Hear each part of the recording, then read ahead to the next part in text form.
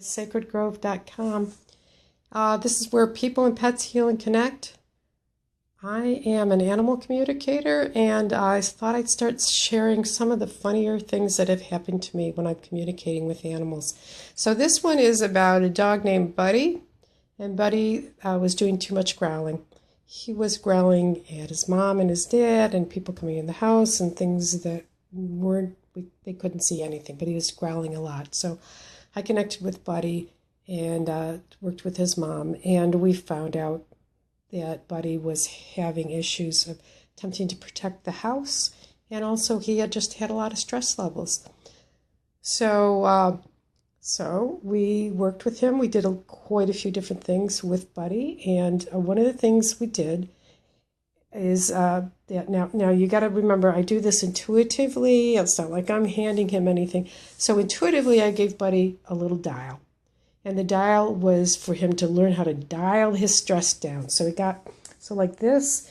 So you turn it one way, it goes up to 10. And I would send to him that feeling of what 10 felt like. Oh my goodness, I've got to protect people. I'm not safe. We're not safe. I've got to let him know.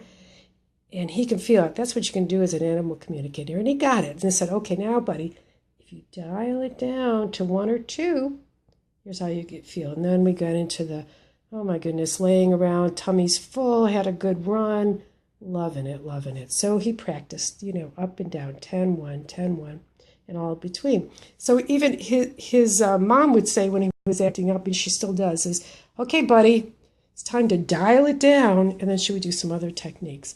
So moving on to the story of the yoga. So I'm in my bedroom, sitting on my bed, which I do in the evenings, and sitting in cross-legged. I wish it was a yoga position, but it's not.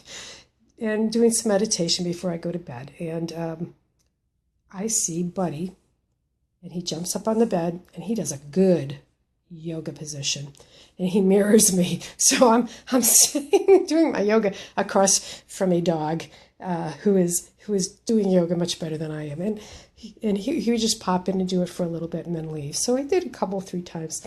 So this last time he comes in and he's sitting there doing the yoga position with me, and he looks over me and he pulls out his dial and he points to it and says, Mary Beth, you need to dial it down. And I stopped and I thought, oh yeah, it's one of those days where, when you're still going through the whole day and who said what to who, what you didn't get done, what you should have gotten done, and what are you going to do tomorrow? No quieting of the mind, which is what you're supposed to be doing in meditation. And I looked at him and I said, oh, you're right. And I laughed. So in the laughing, the stress level went down. If you can imagine, you're sitting across from the vision of a dog who's telling you to dial it down and get your meditation on. It was very effective, and I thanked him. So all kinds of cool things happen when you meditate with animals, or when you communicate with them too. And so I really enjoyed Buddy, and he stops by once in a while still. It's all good. His mom and I talk.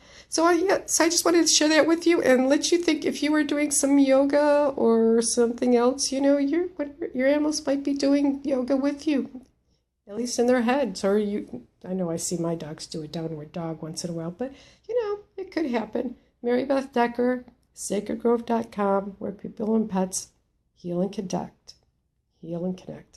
See ya.